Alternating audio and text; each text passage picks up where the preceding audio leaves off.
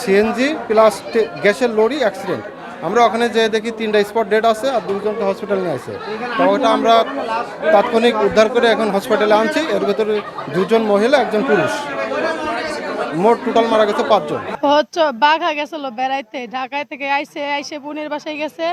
ওখান থেকে ধরো আমাদের বাসায় আসতেছে মাঝখানে ধরো অ্যাক্সিডেন্ট হয়েছে। কিসের সাথে অ্যাক্সিডেন্ট হয়েছে সেটা জানি না। আমরা বাড়িতে ছিলাম, কে ফোন করে যিনি বলছে আমার ননাসকে, আমার ননাস আবার আমাদের ফোন করে জানাইছি। 2টা, এক ছেলে এক মেয়ে। একটার বয়স 3 বছর আর একটার বয়স 2 বছর।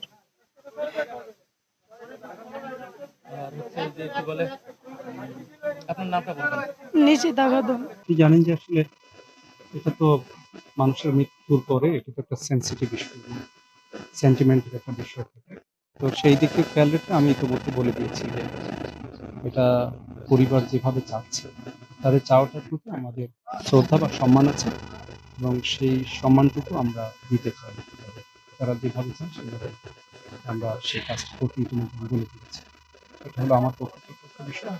অ্যাক্সিডেন্টের বিষয়ে আপনাদের বলবো যে আমাদের আসলে রোড সেফটির যে বিষয়টি সেটা আমাদের জায়গায় আসলে অনেক করণীয় আছে এবং আমাদের যেমন ট্রাফিক যে বিষয়টি আছে সেটি তো আমাদের খতিয়ে দেখতে হবে। আমাদের জায়গা থেকে আইন প্রতিপালন করানোর জন্য যে ব্যবস্থাটি সেটি আমাদের করতে হবে।